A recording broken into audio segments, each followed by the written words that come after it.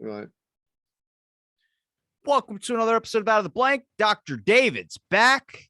He's back. And last time we talked about the Illuminati. I can probably talk about a whole nother episode of the Illuminati, but I feel like I'm gonna let you pick the direction. What do you feel like talking about? What's been on your mind? Spirit boxes. Spirit boxes? We were just talking about spirit boxes like 2 minutes ago. Is that why it's on your mind? Spirit boxes is really on my mind at the moment. Yeah. Do you ever contemplate life after death? You think that's an actual thing? Because I think I'm at the belief where I don't think there's anything, but I don't, like I said, I don't know. I don't think anybody really knows 100%. It's just, I've heard the tales of religion, and as much as you can poke holes in religion, man, the idea that people that I know are good people, great people. And if you're good, you go to heaven, but I know they took their own life as well too. Does that mean they go to hell even if they're good people? Like, that just seems like a narrative that was slipped in by someone who was just like, well, I don't want people killing themselves. And then they just write that in. I don't know if that would be the basis of deciding if you go to a place of Eden or if you go to a place of eternal damnation. Maybe you just walk alone forever. Do you have dreams? I have lots of dreams. Lots of dreams. Yeah. Because some ancient philosophers have said that dreams are a way of being contacted, by the other world, I fucking hope not. Oh my God. You know how many dreams I've had where I've almost been murdered? Jesus. Well, you've been murdered? Almost. A couple of times. Yeah. Besides the occasional wet dream, there's a bunch of other ones that have just completely just nightmare to hell. Yeah. Tell me about one of the bad dreams, the where you've nearly been murdered. What's the? I can give you, either you can take one of those, or I can give you one that one dream I just couldn't understand. Yeah. We'll skip on the wet dreams you've had, but let's carry on with the more those I understand damn well. Yeah. All right, then if I share a dream, you have to share a dream. Fair? Yeah, cool. Yeah. Okay. Yeah, so I wouldn't say that it scared me. I mean, there is one that scared me a whole lot, which was it's really about just deep information from it, which is I was driving in a car or riding in a car, passenger seat, looking out a window. And you're gonna end up laughing at this, but I was asking questions, the scenery is changing all around me, and I'm like, what is life? And then all I hear is a voice say, life is whatever you want it to be. You make it, it's yours. And I'm like, that's a good response. And I'm looking out the window and I just go, but who am I? He goes, who do you think you are? And I'm like, I guess I'm me. And he goes, but are you really you? And I just look over who's saying this to me? And I look over and it's Jesus Christ. Right. Is Jesus. And he's like, are you hungry? I was like, I could eat. And we pull over to a Taco Bell, which there's a Taco Bell in my town. So I'm guessing that's why my brain, I see it every day on the way to work. So I know that must be that Taco Bell. And we're sitting down and he sits down. I'm sitting at the front ordering my meal. And I'm there's a thing you can spin, drop a quarter in, and you can win a free taco if you hit the thing. So most of the dream I'm spending playing on this fucking machine. And then there's a sudden realization oh my God, I got Jesus waiting in a fucking booth for me. I better sit down. I sit down. I'm like, I'm so sorry. And tacos land right in front of me. And then a burrito lands in front of him. And I'm like, that's all you're eating? He goes, everything that I have is all that I need. And I'm like, okay. Right. And then he bites into it. He goes, it's beans in the burrito. And I go, beans? And he goes, I haven't had this dream in a month, actually longer than a month, probably a couple of months. He bites into the burrito. It's beans. I'm like, beans? And he goes, you need less than you think you do. And I'm like, huh. And then he bites. What did Jesus look like? He looked like Jesus, the occasional Jesus you would see in that would be strung up on the cross in the middle of a church for all the little children to see. All the little kids in church. Beard white? Yes. No, the beard was just regular brown. Yeah. Right. It's interesting. Not my Jesus. If there's a Jesus, I think there's a Dr. Manhattan character, but this was the Jesus that came to me in a dream. Yeah. But so he bites into it again. It's avocado. And I'm like, is that avocado? And he goes, yes. And I go, you're a psychopath because I just hate avocado. I just think it's disgusting. I think you're crazy if you eat it. And he goes, I go, you're a psychopath. And he goes, oh Lord. And I'm like, are you calling your dad? And then the dream just ended and I woke up and I was like, well, what the fuck does that mean? And I've had 2 religious dreams like that and I'm not religious. So basically, it ended up you was being rude to Jesus. I don't think I was being rude. I thought I was being funny. He was giving me some good advice, though. Yeah.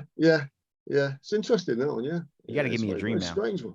No, Yeah, it's like he was getting advice from a higher source. You see, he was seeking advice from a higher source. I put myself on the line. Now you got to put your dream on the line. Give me a dream. Yeah. Right. Let's. I've had some.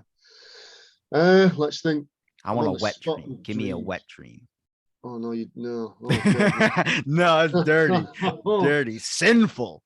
Oh, terrible. You got to balance out with Jesus. You got to balance. Especially not after talking about Jesus. No, we can't.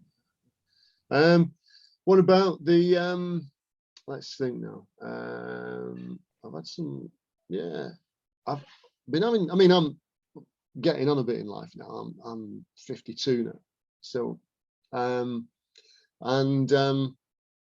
so I do have dreams occasionally where I'm younger, and but I'm me now, so it's like, I don't know if I've gone back in time or if I've kind of I don't know, morphed into a younger self, but I've still got my memories and what I've learned so far in my life, and using that when I was 25 kind of thing, or something, or 20 or something. But I had a great dream. It was a few weeks ago now, really vivid dream, hence I remember it. And it was a nice dream as well. It was a good dream. And it was with all my mates from back in the early 90s. That's probably when I was your age. And we just had a great time. We was in a nightclub. And I've not been in a nightclub for years. Well over a decade, probably. How old do you think I am? Oh, 25? 23. Oh, well, it's close. The late 90s. First of all, you said you were 50 and you're old. I'm like, what the fuck's that? That's not old. We live to be 100 now. Well, yeah. I am 100. Yeah. But yeah, it was Illuminati stuff again there, you see. Well, no, I was back in the early 90s, and I was with all my old mates from back in those days, and we was in a nightclub, and it was great because I've not seen some of these guys for ages, and some have passed on now, some 2 or 3 of them have passed on. So but I was with them again on this kind of like night out in a nightclub, and it was great. The place was packed. It was party time. It was we was drinking, chatting away. All the guys were there that I used to know. So yeah, it was good, and we was kind of dancing, and the ladies were there. It was, fantastic night, and I thought, oh, what a dream that was, when I woke up, I thought that was a great dream. I want more of those dreams. But I was young, so I looked younger. I was wearing the clothes that I wore then, and that was my kind of time, the early 90s, really. I like that kind of period. Do you ever contemplate, like we talked about afterlife in the beginning of this thing, or before this podcast? Do you ever contemplate what's after? Oh yeah. There's, I believe that there's something else. I mean, again, that's down to personal belief, isn't it? And science can't prove that. So it's your own personal belief, your own faith, or whatever. So yeah, but yeah, I believe that there is something else, definitely. There's some kind of other existence, if you like, be it to become one again with the universe, or some kind of stardust, blending with all the other bits of stardust. And I mean, in the Bible, it does say that we return to the dust. So we came from dust and return to the dust. That's why people are exploring Mars, because they're like, we need to look for our origins. I'm like, what? What did he just say? The main NASA director talked about exploring Mars to look for where we came from. And I'm like, hold on a second. Is he saying to everyone that they made Mars contacts? But I don't trust the government at fucking all. But I think, like with your dream, for instance, it's kind of like reminiscing on the past, but I also think it doesn't mean it paves the way of your future. But the way that you were able to have like the you now back in the younger body, Do you think that your actions would be the exact same as when you were a kid, even if you do have an enhanced intelligence? But do you think the viable options of the things that you would know would pursue, like for instance, why kids, it's so hard for them to get jobs, or if it's so hard for them to get a home, or if it's so hard for them to be an adult, like as you could back in the day, for instance, just because there's not a lot of viable options when it comes to doing the things that you had more options to do back in the day. I feel like it would be different. Like necessarily your thoughts are a construct of things around you that you kind of regurgitate and really absorb the information from.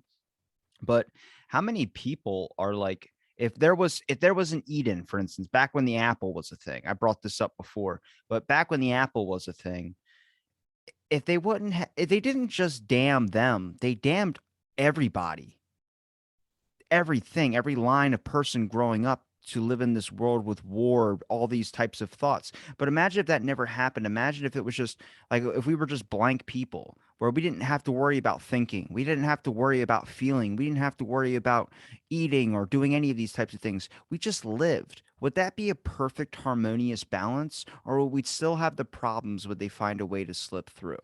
It makes you question your own existence. I think a lot of people model themselves off of people that are around them. And necessarily, I don't think those our idols are false gods in a sense. Matthew McConaughey's not your daddy. Gavin Newsom, whoever isn't your mommy. There isn't all these people that are out there taking care of you the way that people think that they're taking care of them. Fauci, anybody of these people. Where I start questioning of like, our idea of a savior or idea of a Jesus per se was Jesus at one point. Then that's been put into like Fauci is now like assimilated to God in some aspects in some homes. People pray to him at night. And it's a strange time because I believe that you're now letting the serpent into the garden, where I don't think you should have anybody that high up on a pedestal unless we don't know that person exists or that person did exist, because then they don't have any course of action that can really truly affect your life any different. Me believing Leonardo was God, Leonardo da Vinci is God, it's never going to change. My life wouldn't change because he couldn't just randomly pop up from the dead and be like, no taxes. That would affect the next part of my life. But everything he's done is in the past. I think everyone you should cherish or everyone you should look to as a god or a role model should be of the past, and hopefully avoid the Adolf Hitlers. Jesus. Well, I mean, you've mentioned Leonardo, you've mentioned Fauci there, but in your dream, coming back to your dream, you dreamt about Jesus. None of those. So you was focused on the ultimate master, basically. He was eating avocado in a fucking bean burrito. That's a problem. Do you think? Yeah. I also think I talked to God in a dream too, but yeah. I mean, the thing is, you put Jesus in your own environment, so you was comfortable within that environment. I think it was because I was talking to a lot of, at this time when I was podcasting, I was talking to a lot of cult people. So they kept bringing up religion as like this thing. Right. So Yeah. it probably stuck into my head real fucking hard. Yeah. Well, this is it with the occult, you see. Yeah. Well, it's interesting because what you mentioned about the garden and the serpent, and going back to what I do, I've just written a book. I mean, this is a subtle plug as well for my latest book, but Rite of 7 Degrees, right? This is my latest book. I've been researching this for about 3 years, and I found the ritual in an old ritual book in the United Grand Lodge of England archives. I had it translated because it was written in 18th century French, and it's basically a rite that takes you on a journey, and it's effectively trying to find your way back into the garden. It's trying to find the way back to God, and hence with Freemasonry now, there are a few sound bites knocking about, you know, to make a man better, to make a man perfect, to make a good man better. It's roughly the same thing. It's about the journey of facing yourself and looking at your own weaknesses and strengthening those up, you know, making yourself better, making yourself a better man. And this Rite of 7 Degrees in the 18th century, this was a journey of 7 steps back to God, back to perfection, back to the garden, you know. So it's it's a reflection of life as well, really. You know, how we're trying to get back to the garden and avoid that serpent. Do you think that So people are constantly on a path to, I guess, their primal parts? Like people talk about tribal mindset, which is what we have today. That's a primal mm, thing. We've always been in tribes. We've always tried to group up. But before it was about survival, and people have now replaced survival with just what feels comfortable. And necessarily, I don't think survival and comfortable are the same things.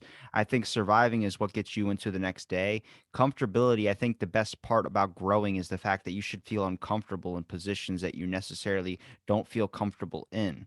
You know, it's like that minority feeling, that feeling of like being out of the mix where your body is saying, we got to assimilate, we got to do something or surviving. I was listening to an evolutionary biologist talk about like his orthodontist, how it's not natural. None of this dental stuff is natural. People go, well, you got to get your teeth pulled if you need your teeth pulled, like your wisdom teeth, right? Let me just explain this to you. Your jaw has too many teeth in it. Does that make any fucking sense that your body would naturally, over a couple thousands of years or whatever evolution takes place, that your jaw would just have too many teeth? Does that make any sense? Back in the day, they didn't have to worry about the teeth would fall out, sure. But did they have to worry about getting a dentist to take their teeth out? I don't think that was happening. That didn't happen. It doesn't sound normal. And you start to realize he talked about how he's had multiple teeth falling out. And he goes, the reason why is the roots of his teeth are too short. And what happened was his orthodontist, when he was a kid, moved his teeth forward too fast and didn't naturally let it happen to ease some pain he might have been going through. They think that all of this is a generational thing with our diet, that our diet has been so much on processed foods that it's basically ruined a lot of factors that we're now starting to take hold of. One of those factors is the use of plastics. The use of plastics for so long from our great grandparents, the fertilization count has dropped from 97% to 43%. That means all the amount of miscarriages that happen today, it sounds like it's happening more than ever, right? It's not from hot tubs, it's not from cell phones, it's from plastics. If they took a needle right now, put it into our blood, they get a small percentage of plastic. A baby, small percentage of plastic. We're passing these down through phthalates, which is in. It's really weird how they measure fertility count. It's the size of your taint. That sounds ridiculous, but that's actually how they do it. And they're starting to think that 100 years from now, 200 years from now, the dropping of it all, that we'll eventually have a cloaca, which is that it's just one hole like a duck. It sounds funny, but dude, it's fucking scary, man, because they're in Singapore. They used to be like limit on a child. Now they're paying people to have kids because it's so damn near impossible because their use of plastics is more than the US and the UK. And they think it's eventually going to consume everything. That's why there's a giant shift to try and get off plastics, not just for the oceans, but our fertility count, man. Miscarriages, all these abortions that have to happen because a baby dies in the womb. It's so hard for it to develop naturally because just our overconsumption of these products letting a dangerous chemical into our bodies. We heard the theory of or the idea that if you leave a hot water bottle in your car you'll get cancer. Well, a lot of these bottles, this plastic that sits in like water, even clear water, it soaks up some of those partial chemicals and it goes into your body. I mean, it's a big health risk. And I think that's like that with a lot of shit. Dentistry, I think that's like that with anything. I rarely go to the dentist. My teeth aren't the best because I got hit in the mouth with a bat when I was a kid. But once I got a tooth pulled, everything started fucking falling apart. And I was like, that's what happens. It's like, yo, I kept my wisdom teeth. They're in my mouth. They fit. And I think there's a bunch of stuff that we're doing, like people getting healthy organs cut out of their body on purpose because the doctor's like, you don't need those. Your appendix, you don't need it. That Just wait doesn't, till you get into your early 50s and you'll be going to the dentist quite often. but I'll tell you. that just doesn't make sense to me about this It's idea that you don't need these things that are there. We might evolve teeth past is them. like looking after teeth. It's like decline management. It's It's like a rental home. yeah, basically when you get a tooth and it needs a bit of a filling, when you're in your 20s, little hole, bit of a filling. By the time you get to your late 30s, yeah, dig that hole a bit bigger, yeah, more filling. 40s, bit bigger, and eventually there's nothing left of the tooth except the outside of it, and then they just kind of do the canal business, the root canal business. That's the last stage before it gets pulled, So, but yeah, teeth. I mean, as a historian, the people used to die of teeth, believe it or not. It's the infections that people used to get, because they never cleaned them up until probably the 19th century, the later 19th century, when you start getting the marketing for toothbrushes and toothpaste and things like that. But yeah, people died of the infections in the teeth. Yeah, that's why they added vitamin C with pirates and all that as well too. But do you see what I'm saying though? Is that like there's really weird science where it's like eliminating healthy parts of yourself all because it doesn't fit a narrative on depending on how it looks as well too. There are people that'll get a healthy tooth put out of their mouth on the factor of it just doesn't look perfect. It doesn't look like it fits the narrative. There's people that shave their teeth down all to fit a fucking TikTok trend. It's really weird, man. It's a strange time because I think it's either too comfortable to survive, or with even the amount of fear that's out there, people want more of it, man. It's a really weird narrative to spin, but the factor is that there's a essential part to it, and I think we've taken it in the wrong direction. I mean, I just saw a woman who spent $8,000 getting her teeth shaved into like shark teeth, so like they're really really thin like Tic Tacs, but they're sharp. Sharp teeth, Yeah, like punchy little things going on. yeah, she had all her teeth shaved down to do that. Well, there was someone in England that I knew that had vampire teeth. They had the teeth fashioned to like the the vampires, the canine teeth. There, Yeah. it's like a big long vampire teeth, and but then they found out that because they were goths, but they found out that when they ate something, they kept on catching the lower lip or something, and it was all blood all over the place. So they decided that they had to have them back the way they were, So What do you think? But yeah, it's what do you think the reason is for the incessant need to fix something that necessarily might not be broken? well, that's to do with the image, isn't it? These kind of people that are into the images and trying to improve the image of themselves, like people having hair transplants, for example, and stuff like that, and Botox, and as you mentioned, having the teeth done when they don't really need to, maybe because it looks better, or they think it looks better, and so that's all that kind of false stuff that's been going on, that kind of plastic surgery stuff. I mean, look at Michael Jackson. Remember Michael Jackson? I mean, he completely altered, didn't he? Yeah. Completely altered himself. Everything about him changed. He just kind of transmuted into a different kind of looking guy, and I mean that was in the 80s and 90s, so Do you think this is a natural societal function, or always trying to do something bigger or something like that? Or do you think this might be a factor of maybe society's gone down the shitter in this aspect, is because there's information. Society's gone down the shit. Well, we'll there's stick with that information, one. there's an information on our origin that is lost because of the amount of secrets that are being kept. There's a lot of secrecy going on, and there's not a lot of disclosure about these aspects. 5 years ago, no talk of UAP stuff. Now they're saying we know about these things. There's too many fucking secrets, man. It's hard for people to understand where they come from. I feel like our origin story, no wonder what it is, might be something that they feel like we might not be able to handle.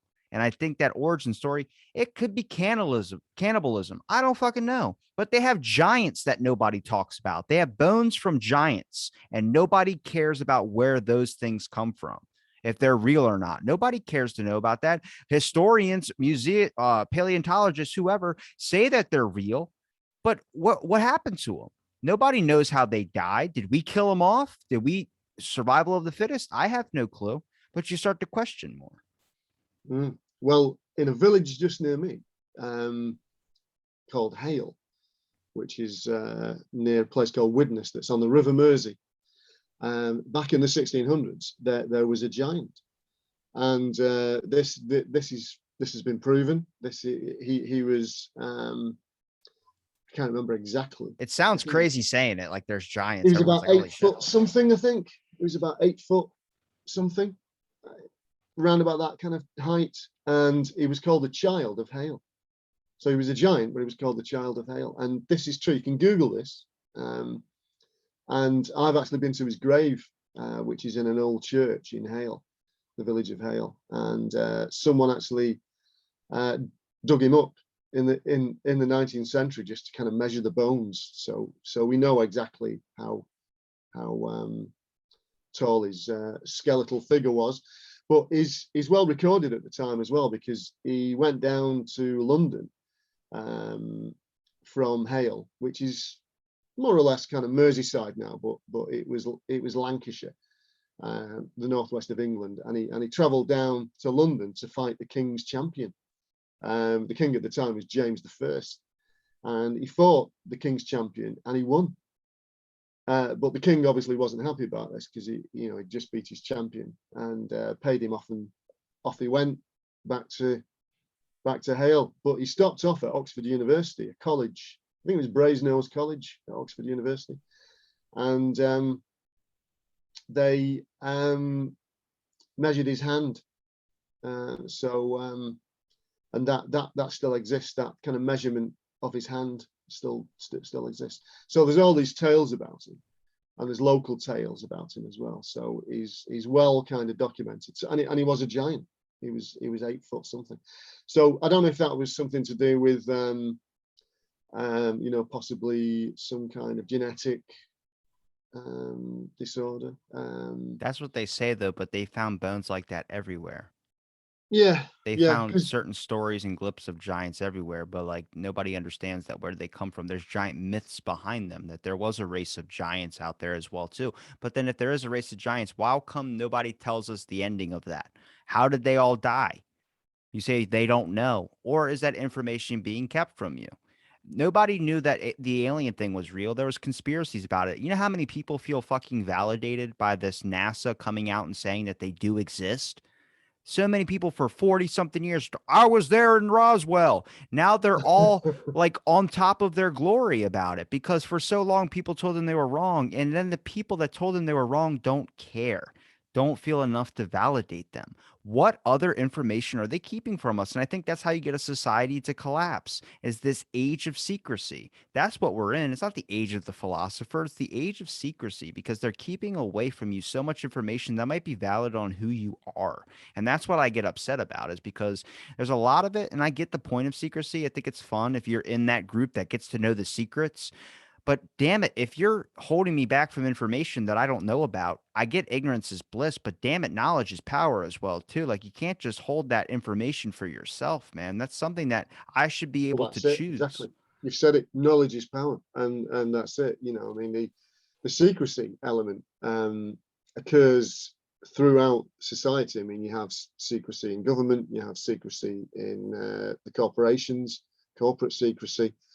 You got secrecy in the intelligence agencies. I mean, that's why they're called intelligence agencies. I mean, the CIA, FBI, whatever. Is it the NRA? That's a gun program. Is it? All right. There's is it NSA? NSA is NSA. the ones that NSA. Yeah, but we had that freedom of information thing with Project Veritas, which Project Veritas was a place to be able to decipher information or be able to get secret information through the Freedom of Information Act. Well, they just put all their public chatting points, all the stuff through like texting and all that. They just put all that online and banned them from doing all these types of things. So now like the one corporation you hired, Project Veritas, to be able to get this information from the government, all the stuff, make it declassified. They just put a giant ban on them. So you start to wonder, is like, are they just distracting a shiny penny in front of us with all this alien shit to hide from other stuff that's going on? Because it's all really weird timing. Like they even talked about JFK's son running for candidacy. I'm like, what the fuck is that? Like, what are we talking about here? Yeah, this is why I love this podcast. It's great, meanders from having dreams about Christ to UFOs and JFK's son running for it's all the same candidacy. shit. Yeah, it's all the same. Yeah. But yeah, I mean, if you think about it, the whole aspect of secrecy is now embedded, within that culture of government and the intelligence agencies and corporations. I mean, we have it over here as well. We have these.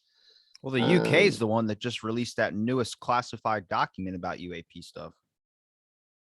Yeah. That's right. Yeah, I think I can. It's all kind of embedded within the system. And yeah, again, knowledge is power. You know, that's why they do it. It's their kind of secrecy. I want to try and send this to my computer, but I think my computer might crash if I play it. But it says UK MOD reportment, exceptional UFOs with aerodynamic characteristics, aircraft.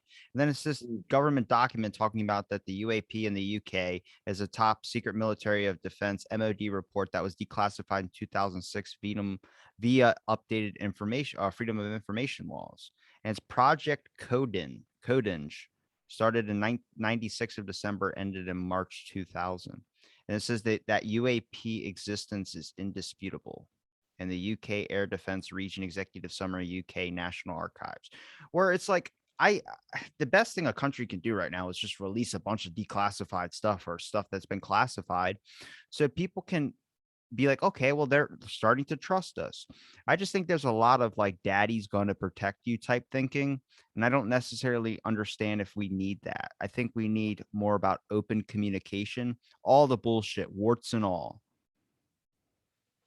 So do you believe in all this UFO stuff? Is that one of your things? I've talked to a lot of people involved with it. I don't know because it's just so like I haven't seen anything for myself, but I'm never dismissive of anything. I'll never be dismissive of religion. I think religion's important. I'm never really dismissive of whatever. I have my own thoughts about stuff, but I don't know. I don't think anybody really has answers until you see it right in front of you. And even then, can you still speculate about what that is? Yeah. Well, I did see something many years ago. Which was very, very strange. Jesus? No. Oh, we're talking about aliens? It wasn't that strange. It was back in 1997, I think it was. Yeah, it would have been summer 97. And I was driving home with a girl I was seeing from a pub. I'd not been drinking though. So I was driving. So I was kind of sober and driving down the road. It was kind of summer evening, you know, probably around about July, maybe August, early August. So the evening was quite warm and still, and you were gonna get laid. That's what's up. Yeah, maybe. Yeah. You did. I saw something in the sky, and I thought, "What's that?" So we pulled over, and there was this triangular object just hovering still in the sky over this factory. We were like, the pub that we went to was in Daresbury, which is south of the town where I live, and it's quite high up. So as you drive downwards back to the town, you're kind of dropping down slightly, you know. But we pulled over and we could see this triangular object hovering over this factory, just still, and it didn't move. And I was like, well, if it's a helicopter, right? Only helicopters can do that. So it should make a noise because the air was still, you know, there was no wind, it was quite warm, quite a balmy night. And but it was a triangular object. It had the lights going down, you know, along the sides of the triangle. And then suddenly it kind of turned towards us, and we were like, whoa, you know, is it seeing us, seeing that, you know? And then it just shot off, woof, flew off completely, really fast. And so then I've never been into the UFO stuff, so I thought, oh, what the hell was that, you know? So I ended up kind of doing research. I mean, back in those days, the internet wasn't great, you know, so it was like go to your library still, have a look at books and things, and magazines and stuff like that, you know, UFO magazines and things. And it was a common theme at that time was with these triangular objects. And I thought it was like a military craft, you know, some kind of experimental military craft. And of course, it was around about that time that that stealth bomber came out, although that might have been a bit later. So maybe it could have been that. I don't know. Maybe it was something, but it was triangular, and it was completely triangular. I've heard that exact same explanation from people about alien stuff, but I started questioning more a recent interview with Avi Loeb, who's an astrophysicist and astronomer, and he talked about like, well, for space adventures, like he's talking about colonization on other planets and stuff, and he goes, we just need to send our clones. Our clones need to go up there and handle these types of situations before we go up there. and he glossed over it like it was nothing. And they Mhm. cloned a sheep in 1993, and to think that they just stopped after a successful cloning of a sheep, like I bet you they do have clones. I bet you that's going to be so normal where they're going to be like, yeah, nobody asked about it, so we just didn't bother telling you. That's how they're going to get off with it. Now, I don't know if that's true, but I mean, he's a respected scientist who's been on multiple podcasts and interviews with actual like Joe Rogan and all these types of people to talk about this type of thing. And he was at a Harvard thing in the UK about this. He was in like a giant cathedral style church with no one fucking in it, but his voice would echo. And he was talking Mm. about existential life. And he said that the best thing to reduce human life risk is by just sending clones or these AI clones up into outer space because they're not like us. They don't have rights. And he glipped over it. And I'm like, for a lot of people, that's going to be the first time they've ever heard that somebody has cloned something. And to think that they haven't still worked with that, there's a lot of scientists that talk about cloning things. There's still cloning going on today. The reason we have CRISPR, that's technically you're creating your own clone, technically. Even though it's a baby, you get to modify it in the womb with certain genetical characteristics. They have to go farther than that. That's something that's sensitive as hell. It's easier to clone somebody who's like a full person who's already developed. I don't know where it's at, but I think that if their technology really is very advanced, humans are, I'm not surprised at any of this type of stuff. I'm really just looking at it like, wow, I'm surprised we haven't heard about this sooner. Like you hear all these ideas of like, why are they releasing the alien stuff? Why are they keeping these many secrets? Well, I just don't think they have any trust in us. Maybe that's why they can get away with treating us so crappy. Well, I mean, the thing is, if it is military, if it is a military thing, then hence all the secrecy. So because from that kind of thing that I saw, that triangular thing, it was the most bizarre thing that I've seen, really. That was very, very strange. And I can remember, I think it was maybe a few years later, with when the Afghan war came about 3, 4 maybe years later, when the Afghan war and the Iraq war happened, and then those stealth bombers were there all the time. I think one of them got downed. One of the stealth bombers got downed by some insurgents or something like that. And yeah, it was a triangular thing, so maybe it was that, I don't know. Well, I can understand if these things are military, then that's why the secrecy, I bet you it know. probably, that's what my theory was, that it probably was. But Mm. it's so hard because we haven't seen anything at this level before. Even if it was Mm. like Mm. before you see one of those robots, you see a smaller version that's like a prototype. We haven't seen any talks of prototypes or anything that would even like before the iPhone 12, there was an iPhone. They usually drop a previous model and get rid of the old shit, but we haven't seen any of that. It's just the new shit. Mm. This is it. Yeah. Well, so I saw that video where all these they're like little Tic Tac things, aren't they? And they're just darting around. Yeah. Yeah. And it was yeah, again, I mean, it was a military, it was a jet that picked it up, wasn't it? And it was above the ocean somewhere, on the east coast or something like that, and it Well, was just darting around. that's the theory behind it, is that this triangle one that you saw, these little tic tac things that are out there, then there's other Mm. ones that look like an actual saucer. They're just different types of, because we think it's just one species. Could Mm. be Mm. different variations of species. And I don't know, because scientists have talked about trying to discover other dimensions. They know other dimensions are out there. So if there's an idea of other dimensions, there's another idea of time travel out there, future beings. A buddy of mine, Frank Milburn, who works for the UK defense industry down there, talked about this idea or hypothesis of future beings, and he dives into the alien topic as well too. He Mm. wrote Mm. plenty of books about it too.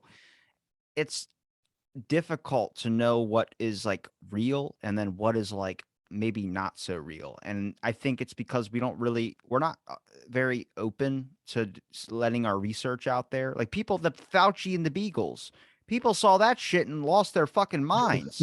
It's like, yeah, that's obviously going on, but people are more than happy not to care or know about it. But when they do find out about it, they lose their shit. I think there's a bunch of stuff that they're doing that not my government, not your government, everybody's government, because they think somebody else is doing the same exact thing. Necessarily, they might not be, but that causes you to be like, well, we got to do it now. Then that everyone's thinking that way. So then everyone's trying to be advanced. And as far it's basically back to Operation Paperclip with the Nazis.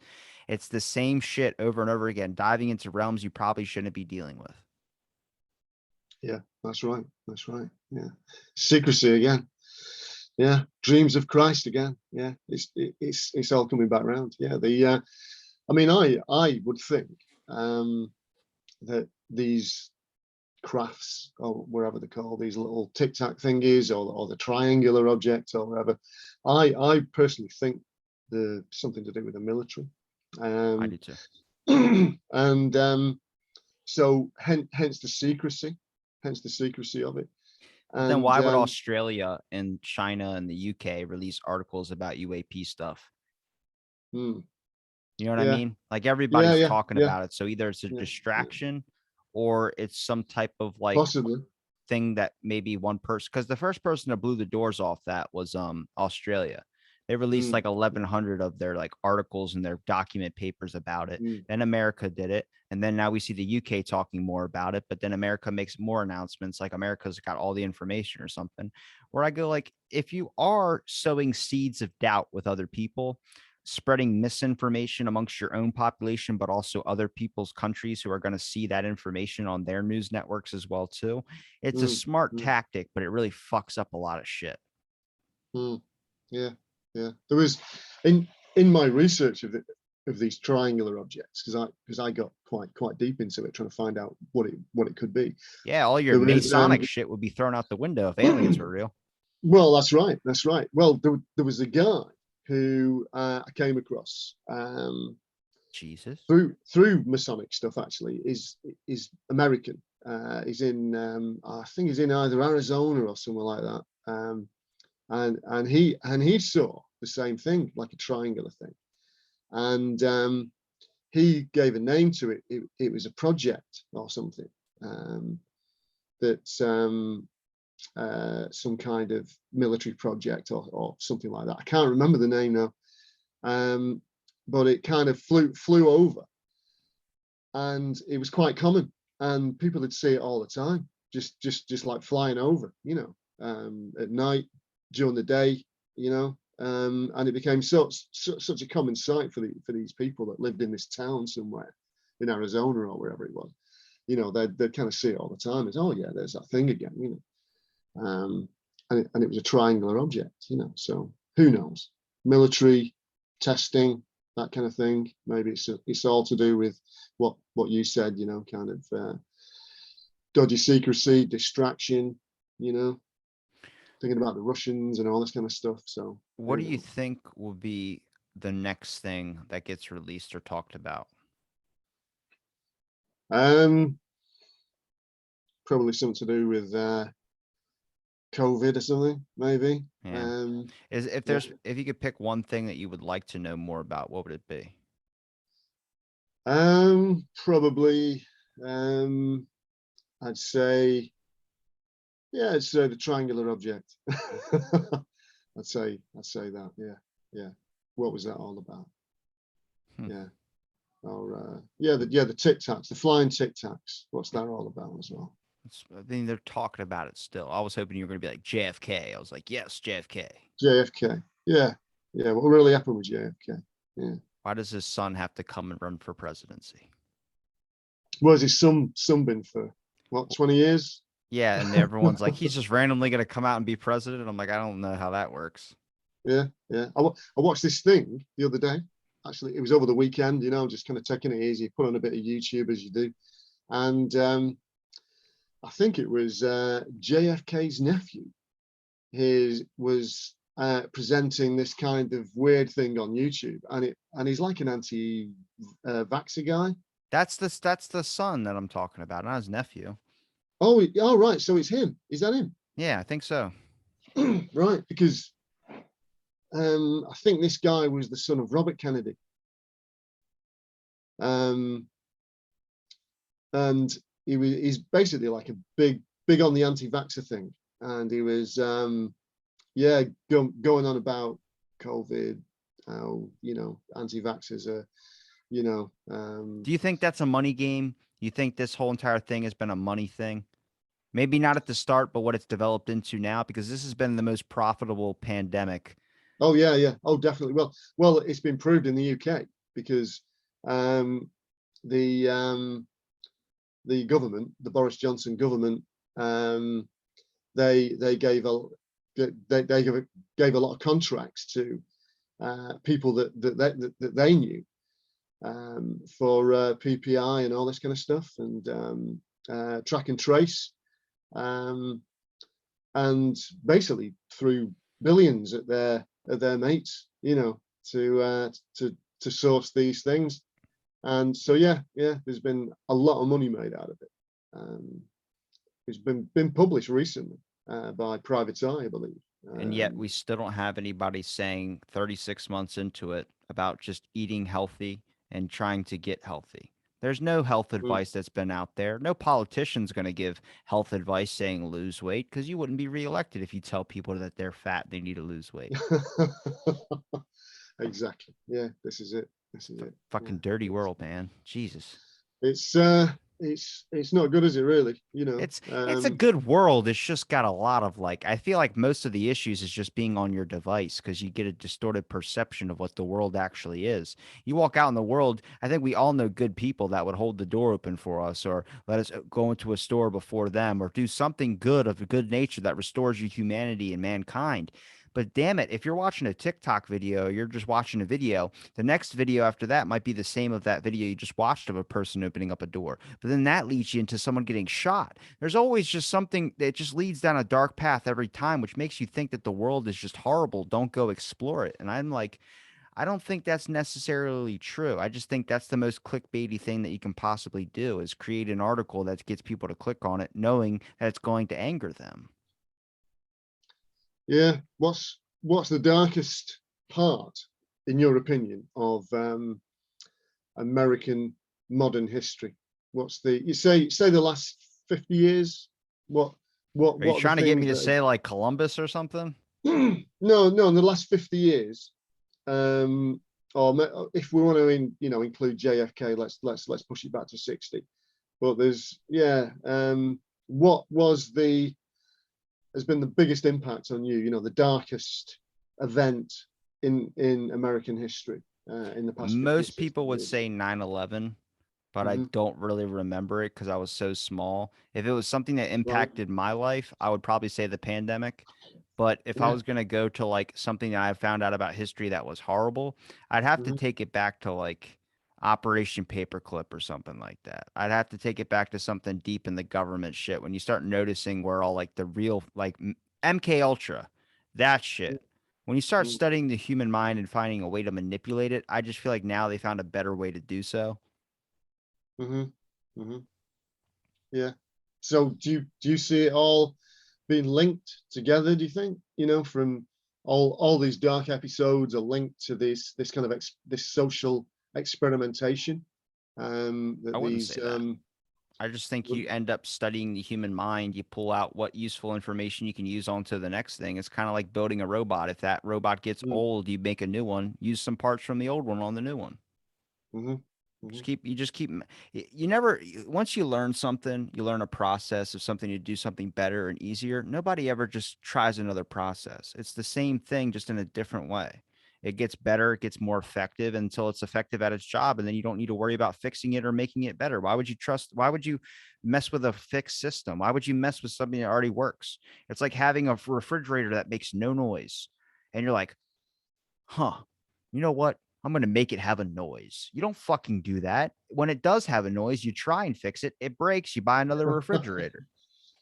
The hum of the refrigerator. Yeah. There was Refurbishment. a band from Liverpool called the Lars. Have you ever heard of the Lars at all? No. Great band.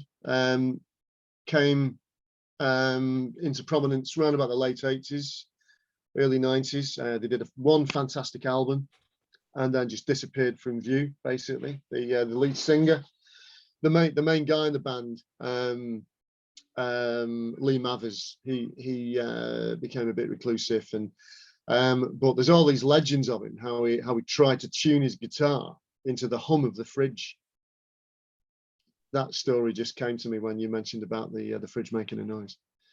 So it has got some importance. Talking about the dark corruption of the government using old tactics and making them newer, and you're like, oh, the hum of the fridge. The hum of the fridge, yeah. That's a cool thing, though. Guitar into the hum of the fridge. I just remembered that story. It's playing by ear. It's a very, very hard thing to do. Yeah, that's it.